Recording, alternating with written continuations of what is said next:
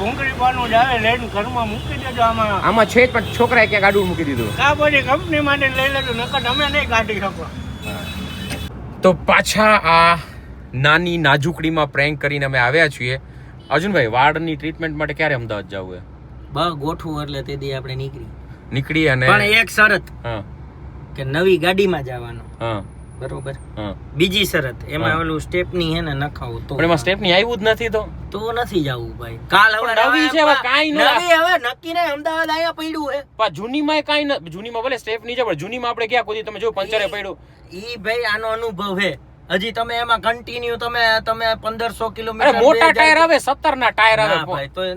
તો રેવા દો ને ભાઈ. અરે પણ મોંઘું આવે. ના તો બસમાં વહી જવું. અરે રે તો બસમાં તમારે નખાવું હોય તો એમાં નખાવો તો આવું. બાકી એવો રિસ્ક ભાઈ જો સ્ટેફની છે ને, જો એનું સ્ટેન્ડ આવશે 4,500-5,000 નું બરોબર, પછી 8-10,000 નું ટાયર આવે, પછી એની વ્હીલ રીમ આવે, એટલે 15 કરાવશો. અત્યારે રાઉસ તો કરી ગાડી એમને કેટલા દી થયા લીધી એને, કેટલા 2 અઠવાડિયા ઉપર થઈ ગયું ભાઈ. અરે ભાઈ હું પૂછી જોઉં, હાલો કદાચ જો સેટિંગ થઈ જાય. પૂછું જો પણ કાઈ નો થાય નવી ગાડીમાં યાર. કાઈ લાગે નવામાં હું પંચર ન પડે એમ. તો પંચર પડે તો પંચર, અરે પંચર કીટ આવે એમાં. એટલે ઈ રસ્તે હું ઈ કરવાનું. આ ચોમાસા જેવું હોય એના કરતા ભાઈ ઓલું સ્ટેપની હોય તો આ ડાયરેક્ટ બોલ ખોઈલા ને ડાયરેક્ટ ટાયર ચેન્જ કર્યું. નખાવ હોય તો જાય, બાકી બસ જિંદાબાદ. પછી નો કહેતા ભલે હાલો કાઈ વાંધો નહીં. હું છે ને ટ્રાય કરું, જો ઈઝીલી થઈ જતું હશે નખાવી દેવું. ટ્રાય બાય નહીં ભાઈ. તો બસ તું મને વેલા કહી દેજો. અરે યાર આમ નો હોય ભાઈ. આમની વાત નહીં યાર, હું બરોબર કહું, ખોટી વાત નથી, બરોબર કહું. ભલે હાલો વાંધો નહીં. જો અત્યારે ગાડીમાં પેલું સ્ટેફની આવે ને સ્પેર વ્હીલ, એનું સ્ટેન્ડ નખાવા આવ્યા છીએ. કારણ આમાં કંપની સ્પેર વ્હીલ આપતી નથી, સ્ટેન્ડ નથી આપતી, એટલે હવે બહારથી નીચેથી નાખવાનું છે અને એનું બધું કામ ચાલી રહ્યું છે. એટલે એક તો સ્ટેન્ડ લેવું પડે, પછી વ્હીલ રીમ લેવી પડે, ટાયર લેવું પડે.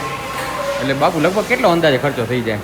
મારે એસ્ટિમેટ દેવાનો છે ના, એટલે અંદાજ કહું છું. મારા મિત્ર છે લકીભાઈ, લકી ટ્રાવેલ્સ વાળા, અને જેમની પાસે ઘણી બધી જે પેલી કઈ કાર કહેવાય એને, વિન્ટેજ. હા, હું એન્ટિક કરી રાખું, વિન્ટેજ કાર. એટલે એમાં બાપુની ઓળખાણો એટલે ભેગા લઈ લેવાના, કામ ફટાફટ થઈ જાય એમ. એટલે એ પછી રીમ તો આપણને મળી ગઈ, વાંધો નહીં. પછી 5-6 હજારનો ટાયર આવે, 35 રૂપિયા આપણે આના દેવાના. ઓકે. અને 1000ની રીમ આવી, એટલે આમ જોવા જઈએ તો 10,000 થી પહોંચી ગયા. 10નો ધૂંબો તો થઈ ગયો. જો અત્યારે ગાડી ઉપર ચડાવી છે, જેમ નીચે કેવી હોય ગ્રાન્ડ વિટારા જોવામાં એકદમ આમ બધું જો કવર અપ કરેલું આવે છે, એટલે કાંઈ પણ નીચે નુકસાન ન થાય. અને અહીંયા છે ને એ સ્ટેન્ડ આવશે, અહીંયા જો અહીંયા સ્ટેન્ડ આવશે. અને જેમ સ્પેર વ્હીલનું અત્યારે આ ઇન્સ્ટોલેશન થાય છે,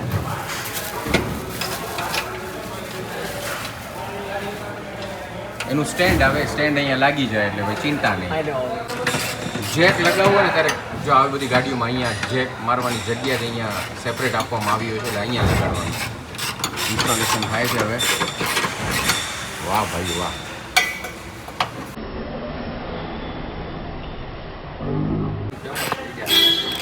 અહીંયા સ્ક્રૂ આવે, એ સ્ક્રૂ ખોલો ને એટલે આ સ્ટેન્ડ છે એ નીચે પડી જાય, એમાં ટાયર લાગી જાય, એટલે કે ટાયર એમાં પડ્યું હોય.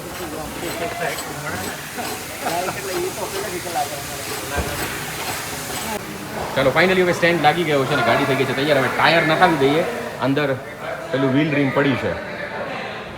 જો અત્યારે સ્ટેફની તૈયારી થઈ રહી છે. અત્યારે જે આપણી વ્હીલ રીમ હતી એના પર યાકામા, શું કહેવાય ને, કયું યોકોમા, યાર આપણને તો નામે ન આવડે.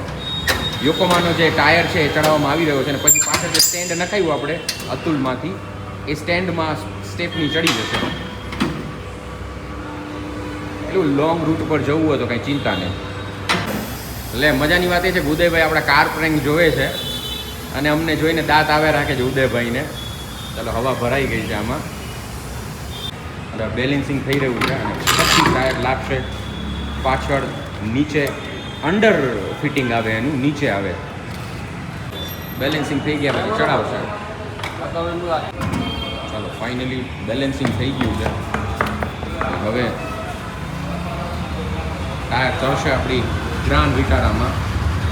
કઈ રીતે ટાયર ચડે છે ને એ જોવાનું છે, કારણ કે મારા માટે તો પહેલી વખત છે.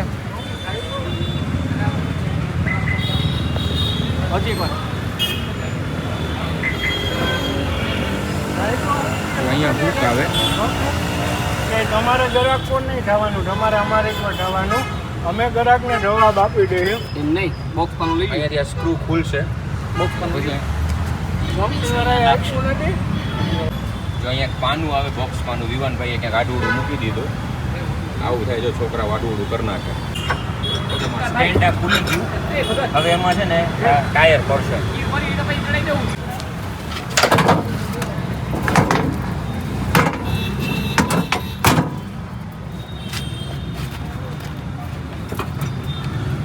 આવી રીતે ટાયર ચડાવવાનું, સીધું ટાયર ચડી જાય. હા ભાઈ બધું આ ટાયર ચડી ગયું અને આ રહી ટાયર લાગી જાય. ગયું પૂરું હવે. બુકમાં બેસી ગયું એટલે સીધું હવે ઉપરથી અહીંયાથી કાંઈ કરી દેવાનું. વાહ, આ તમે ઘરે જઈને હે ને ખાલી ભૂંગળી પાનું જ આવે, લઈને ઘરમાં મૂકી દેજો. આમાં આમાં છે જ પણ છોકરાએ ક્યાંક આડું મૂકી દીધું. આ બધી કંપની માટે લઈ લેજો, નકર તમે નહીં કાઢી શકો. પોતે ચડી જાય ના બધી બેરવેલ છતાં તમે બેરવેલ વિના ના રહ્યો. સ્પેર વ્હીલ હોવા છતાંય સ્પેર વ્હીલ વિના ના રહેવું કા. વાહ, ચલો આ થઈ ગયું પેક. આવી ગયું આ નીચે સ્પેર વ્હીલ. વાહ, ઉદયભાઈ આપણા રેગ્યુલર વ્યુઅર છે. આપણે ગાડી છોડાવી ને એનોય વિડીયો એમણે જોઈ લીધો હતો અને આમ દિલથી આટા મારે છે એટલે મારાથી ખુલે જ નહીં કોઈ દિવસ. હવે બહુ ને એવું તો નહીં કરવું જ પડે, નકર કાઢો. તમને બધાને બહુ આટા મરાવ્યા આજે એના આટા મરાવી ને આપણે કે તમે બધાને બહુ મામું બનાવ્યા એટલે હું તમે એવું મેં ફીલ પહેલી વખત ભાઈને સાહેબને માં જોયા હતા ને ફંક્શનમાં પહેલી વખત જ ફંક્શનમાં ન્યૂ કાર રિપેર એસોસિએશનમાં કા. ફંક્શન ગમે ત્યારે હોય, મારે તો જવાનું હતું, હું જાઉં તો ન હાલે. અહીં તો 10 વાગે આવજે તો 9 વાગે જમવા ટાણે આવું.